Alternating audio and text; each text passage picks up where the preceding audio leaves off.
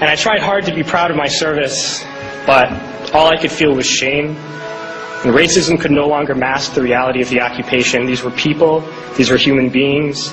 I've since been plagued by guilt anytime I see an elderly man, like the one who couldn't walk, who we rolled onto a stretcher and told the Iraqi police to take him away. I feel guilt anytime I see a mother with her children, like the one who cried hysterically and screamed that we are worse than Saddam as we forced her from her home. I feel guilt anytime I see a young girl, like the one I grabbed by the arm and dragged into the street. We are told we are fighting terrorists. The real terrorist was me, and the real terrorism is this occupation. Racism within the military has long been an important tool to justify the destruction and occupation of another country. It has long been used to justify the killing, subjugation, and torture of another people. Racism is a vital weapon employed by this government. It is a more important weapon than a rifle, a tank, a bomber, or a battleship. It is more destructive than an artillery shell, or a bunker buster, or a Tomahawk missile. While all those weapons are created and owned by this government, they are harmless without people willing to use them. Those who send us to war do not have to pull a trigger or lob a mortar round. They do not have to fight the war, they merely have to sell the war. They need a public who is willing to send their soldiers into harm's way. They need soldiers who are willing to kill and be killed without question. They can spend millions on a single bomb, but that bomb only becomes a weapon when the ranks of the military are willing to follow orders to use it. They can send every last soldier anywhere on earth, but there will only be a war if soldiers are willing to fight. And the ruling class, the billionaires who profit from human suffering, care only about expanding their wealth, controlling the world economy. Understand that their power lies only in their ability to convince us that war, oppression, and exploitation is in our interest.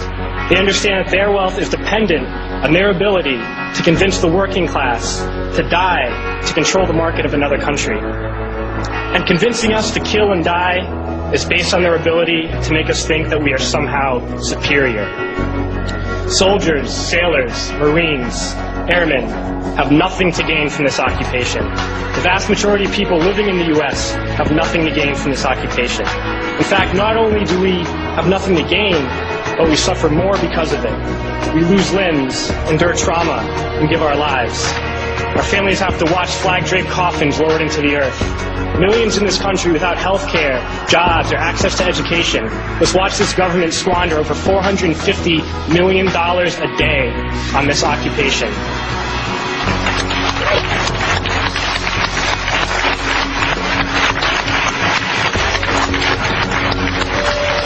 Poor and working people in this country are sent to kill poor and working people in another country to make the rich richer. And without racism, soldiers would realize that they have more in common with the Iraqi people than they do with the billionaires who send us to war.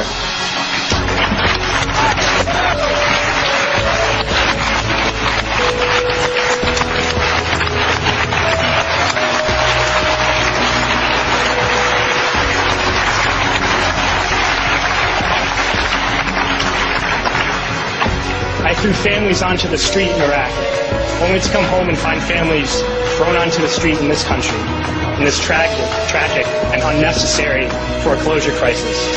We need to wake up and realize that our real enemies are not in some distant land. They're not people whose names we don't know and cultures we don't understand. The enemy is people we know very well and people we can identify. The enemy is a system that wages war when it's profitable. The enemy is the CEOs who lay us off from our jobs when it's profitable. It's the insurance companies who deny us health care when it's profitable. It's the banks who take away our homes when it's profitable. Our enemy is not 5,000 miles away. They are right here at home. If we organize and fight with our sisters and brothers, we can stop this war, we can stop this government, and we can create a better world.